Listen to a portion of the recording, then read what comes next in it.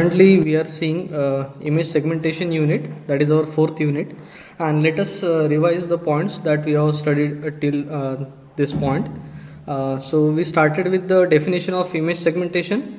So it is a process of subdividing an image into its constituent region or objects, and another definition says it is a process of grouping together pixels that have similar attributes. Okay. uh, then we have seen that we can follow two approaches, that is image segmentation using discontinuity or image segmentation using similarity present in one particular region of an image. So and then we try to find these basic elements present in an image, that is point, lines and edges, and this we can detect using the discontinuity approach. Means wherever we have points and line, there we have wherever we have lines, points and edges, we have abrupt change in the intensity levels. Okay, so here we have discontinuity in the intensity values, and that property we can utilize. And we are following the approach of spatial filtering. So we are interested in finding the mask, and then we apply the convolution operation in order to get the segmented image. And we have seen how to utilize the first order derivative and second order derivative, because they are capable of finding the changes in the intensity values. So that's why we are interested in first order derivative and second order derivative. And then we have seen the use of Laplacian operator, which is represented by delta square f of xy, and we find the second order derivative in x direction and y direction, and then we combinedly we get the Laplacian operator, and this is the digital approximation of this equation. Okay, and if we just find out a mask based on the coefficient of this equation, we get this Laplacian operator. And if we include the effect of diagonal pixels, so we get the variant of Laplacian operator, which is this one. Okay, this is the actual Laplacian operator, and it is the variant of Laplacian operator, and this operator we can use for the point detection. Okay, so we have seen this example. So here we have a defect in the I think turbine blade. Okay, and as you can see, let me zoom so that this point is visible. we are successful in finding the points. So this is regarding point detection. So remember the mask. So we have to use this mask in order to detect the point. And then we have studied the line detection. Same mask is capable of finding the lines, but mainly we are interested in the edges in one particular direction. So we have to use this 4 different masks. So if you are interested in horizontal lines, then you use this one, or for the vertical you can use this one. Okay, so these are different line detection masks. And then we started with the edge detection. So we are going to study the gradient operator and Laplacian operator. Okay, and then we have studied this difference that is ideal edge and ramp edge.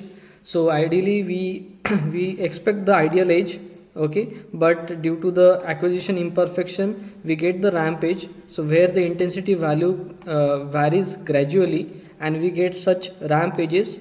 Okay, and then we have studied the effect of first order derivative and second order derivative, and then we have studied that this first order derivative and second order derivative are very prone to noise. I think here itself we have seen that diagram. 1 minute.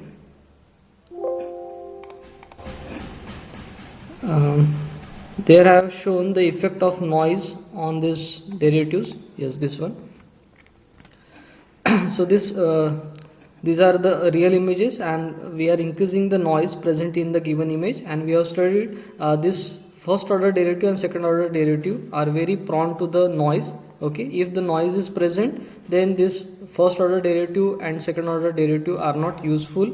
So that's why so let me just start with the edge detection. Yes, So we have studied this, and then we have studied the properties of first order derivative and second order derivative, and this then we started with gradient operator. So gradient operator uses the first order derivative.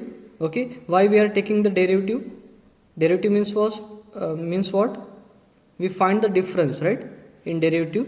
Okay, and in the image, the difference in the intensity value represents the discontinuity, right? That's why we are interested in the derivatives.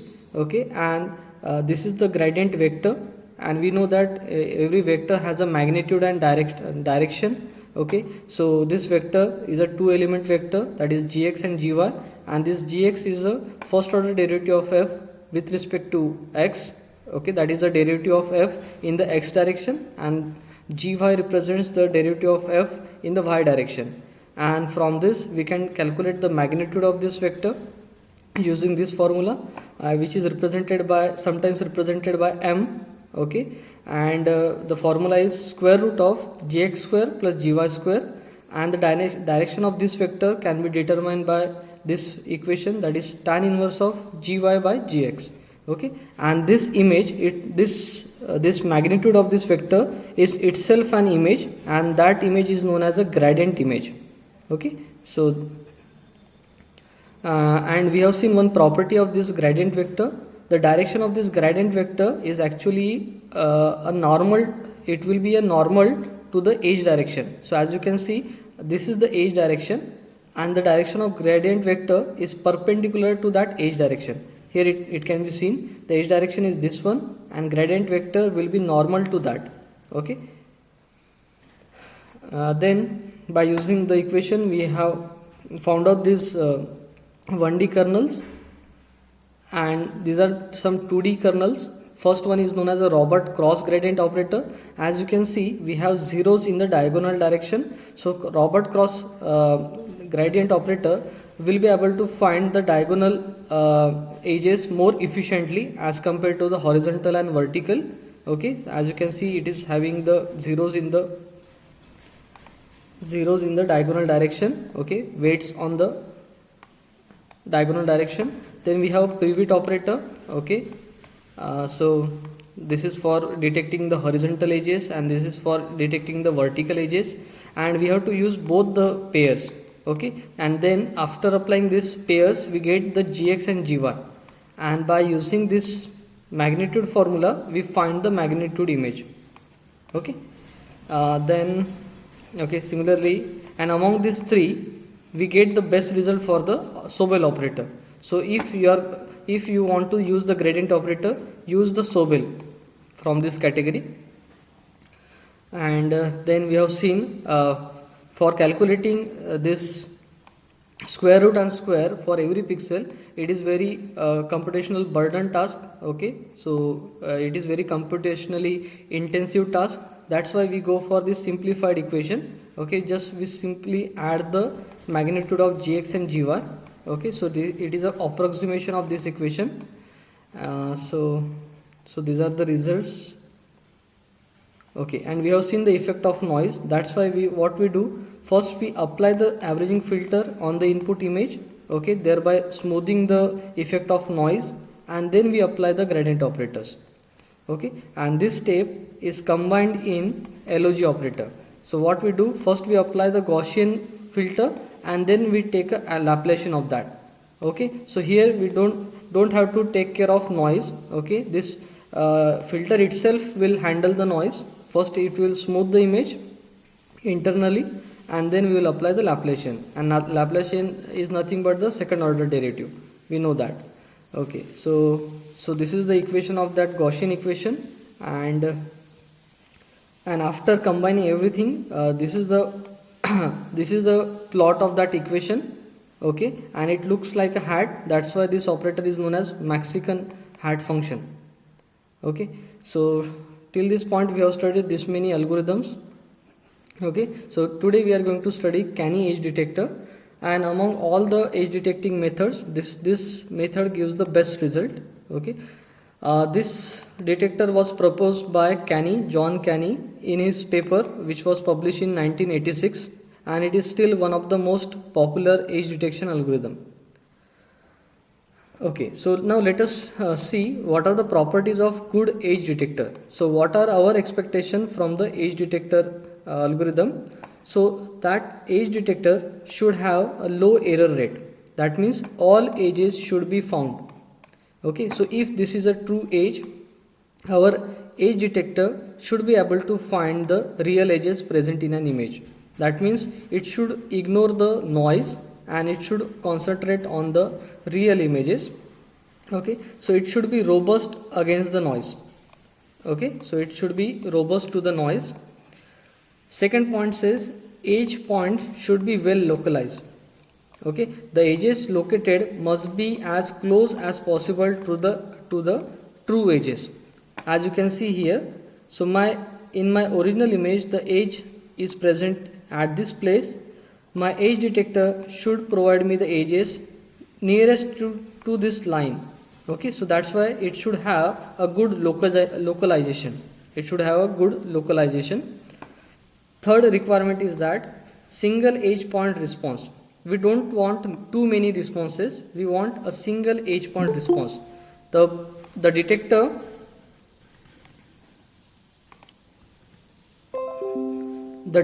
should return only one point for each true edge points. Okay, we don't want too many responses. For the given edge, we want a single point response for one location. Okay, we don't want too many responses for one particular location. Okay, so in summary, what are our expectation from the edge detector? It should have a good detection, it should have a good localization, and it should have a single response. Okay, so what is the Canny edge detector algorithm? So it has a 5 stage. Okay, first one is obviously smoothing for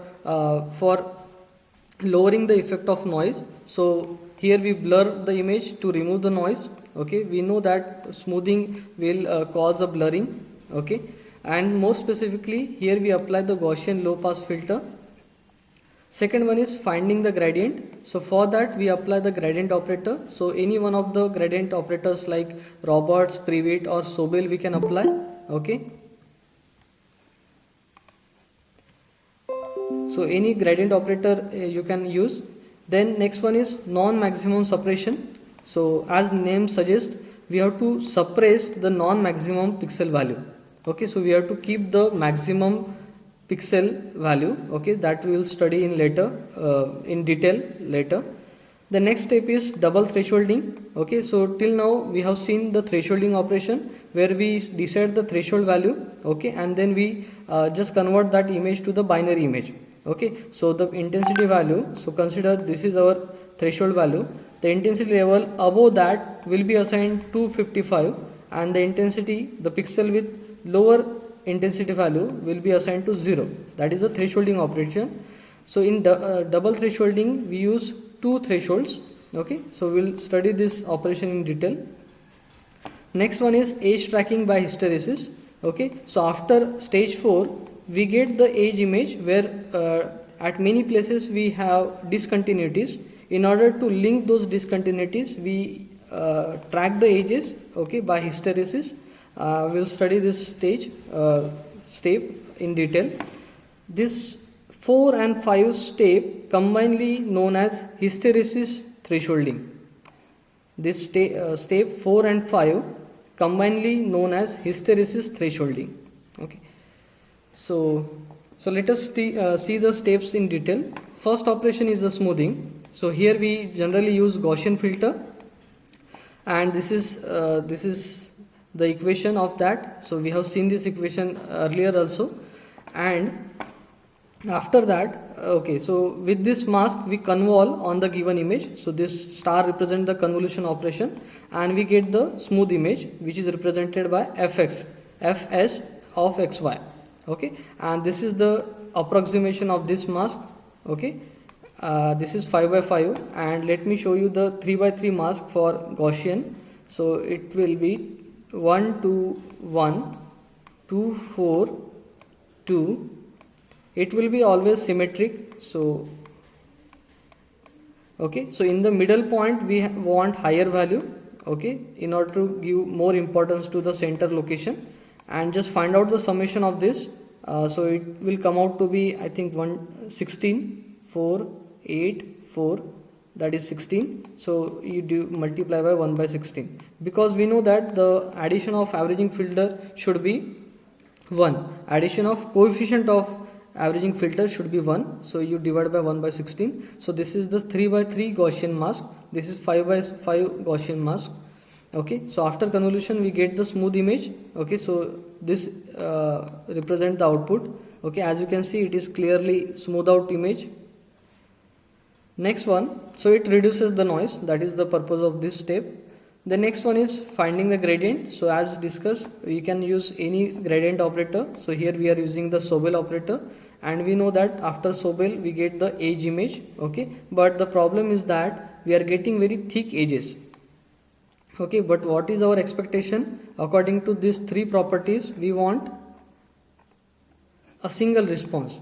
Okay, we want a single response. Okay, so what we have to do? Okay, so finding gradient is done. Okay, so we have found out the edge image, but we want a thin edges. Okay, and from the gradient image we can calculate the magnitude image, that is gradient image, by using this formula. We have seen this formula just now, and this is to find the gradient direction. Okay, next one is the non-maximum suppression.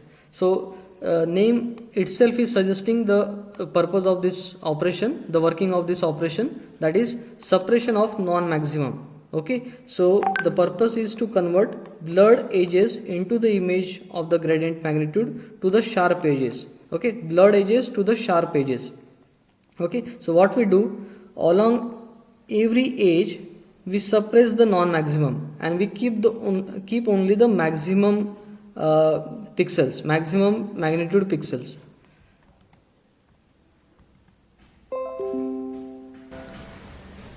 Okay, so how to do that? So these are the procedure for the non-maximum suppression. Round the gradient direction theta to the nearest 45 degree, corresponding to the use of 8 connected neighborhood. Okay, so what is this saying? So if we have neighborhood like this, and consider this is our edge. Okay, and we know that, so edge direction is this one. Okay, and we know that the direction of the the direction of the gradient would be normal to this. Okay, so consider this is the direction. Okay, so this will be the direction of gradient. Okay, now we have to approximate this to the nearest 45 degree. Consider this angle is 47, then it would be approximated to the 45 degree. Okay, if the normal is like this, now it is somewhat near to the 90 degree, so it will be approximated to the 90 degree. Okay, that we have to do. Okay, the next one, compare the edge strength of the current pixel with the edge strength of the pixel in the positive and negative gradient direction. Okay, so let me explain in detail. Okay, so here, so consider, I will explain through one example this. Okay, so here consider this is our current pixel. Okay, so this is our xy, and you know that the edge direction is this one. Okay, and this line represents the gradient direction. Now we have to compare the magnitude of our current pixel with the magnitude of all the pixels along this gradient in the positive direction. So this is positive direction of the gradient, and this is the negative direction. Okay, consider there are 5 pixels along in this region. Okay, so we have to compare the magnitude of these 5 pixels with our current pixels. Now consider the magnitude of our current pixel is the highest. Okay, so we'll keep that pixel as it is. Okay, now consider, now we are working on this pixel, the neighbor of our current pixel. Now as this was the maximum, so its value will be lower as compared to the previous pixel, right? So this pixel will be eliminated. Okay, we will assign 0 to that. Okay, so if the edge strength of the current pixel is the largest, preserve the value of the edge strength. If not, suppress the value. Okay, so in short, what we are doing, non-maximum suppression. Okay, if it is maximum along that gradient. Okay, so if Okay, so consider this is our gradient direction. If it is maximum along this, in this range, okay, you keep that, otherwise you make it 0. Okay, thereby we get the thinning effect. As you can see, after this non maximum we get a thinning effect. Okay, so all the images are thinned. Okay, here we are getting the thick image, thick edges. Here we are getting the thin edges, sorry. Okay, so this is non-maximum suppression. As you can see here, this arrow is representing the gradient direction, and as it is vertical, so we are going to keep only this pixel. In this column we are going to keep this pixel, in this column we are going to keep this. Okay, and all other pixels, all this will be assigned to 0. Okay, so third step is done. Next one is double thresholding. So here we have to set up, here we have to decide values of two threshold. First one is known as a high threshold, second one is low threshold. So here the edge pixels stronger than the high threshold are marked as a strong. Okay, so now consider these are the values of different pixels. Okay, so now these pixels will be considered as a strong pixels. Okay, so they will be treated as the edge pixels. Okay, they will be considered as a part of a edge. Edge pixels weaker than the low threshold are suppressed. Okay, so let me zoom. So few pixels will have intensity below than the low threshold, those will be suppressed. As you can see, we have 1 or 2 pixels here at the bottom. Okay, those pixels will be suppressed, they will not be considered as a part of a edge. Next, edge pixels between the two thresholds are marked as weak. So this all pixel will be treated as a weak edge pixels. Okay, so whether to consider those pixels or not, that will be decided by the hysteresis process. Okay, so this will be the result of double thresholding. So all the pixels which are having the values higher than the high threshold will be highlighted. The pixels which are in between, which are known as weak pixels, will be kept as it is. As you can see, in between we have a weak pixels. Okay, and other pixels whose value is below low threshold will be suppressed, they will be black in the output image. Okay, so as you can see, though these are the pixels whose value is greater than high threshold. Okay, can you see the gray pixels? These are the pixels having the value in between the high and low. Okay, now as you can see, we have a discontinuity between the edges. Okay, as you can see in this square, this edge is not connected to any edge. Okay, so in order to remove such discontinuity, we apply the hysteresis process. Okay, so the last step is hysteresis, edge tracking by hysteresis. Strong edges are interpreted as certain edges. Okay, those will be the certain edges and can immediately be included in the final edge image. Okay, what to do with weak edges? Weak edges are included if and only if they are connected to the strong edges. Okay, so the edges which are connected, the weak edges which are connected to the strong edges will be considered and the remaining edges will be removed. Okay, actually in the segmentation, such discontinuities are treated as a noise. Okay, so that's why in order to remove that, we are keeping the weak edges that are connected to the strong edges and ignoring the others.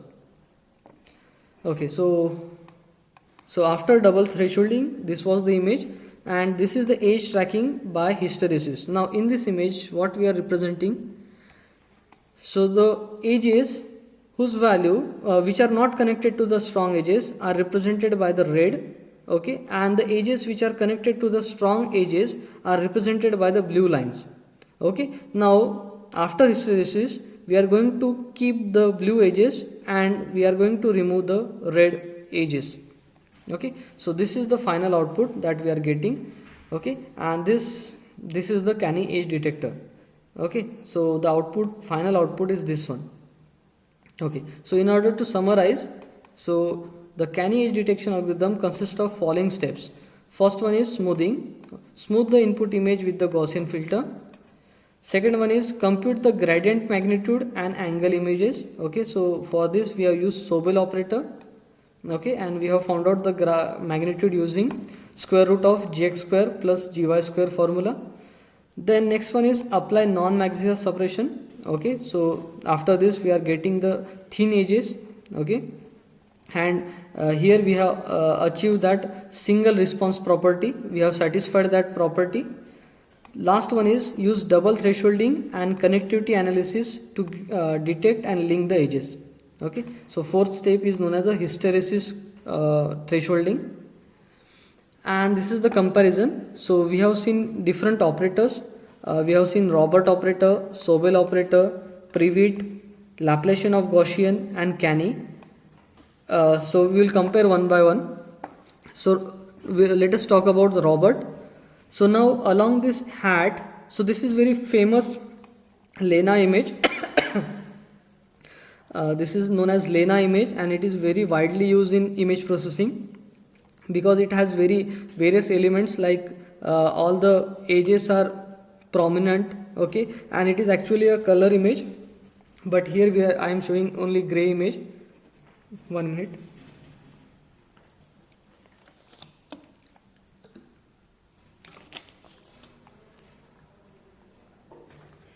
Okay, now along this hat we expect a continuous curve, but Robert operator is unable to find that. And can you see the vertical edge here? That is also not detected by the Robert. As we have seen, Robert mask is this one, right? This is one. Okay, so now as we have discussed, it will find the diagonal edges more correctly. So as you can see, the vertical edges, it is unable to find the vertical edges. So as in this region, it could find the diagonal edges. Okay, now let us talk about the Sobel. So its output is somewhat similar to the Robert. Okay, but here we are getting the discontinuity. Okay, but in Robert we are getting a continuous line. In case of a Prewitt, okay, so we expect the similar result for the Sobel. Okay, then next one is LOG. Now LOG is somewhat finding the vertical edge. Okay, but now look at the result of canny edge detector. So all the edges, this vertical line is very prominent. Okay, and then the discontinuity is very less here. As you can see, if you compare these 5 images, canny is having the less number of discontinuity, and this is due to the hysteresis. Okay, so this is regarding canny edge detector. So among all the edge detection algorithm, the canny gives the best result.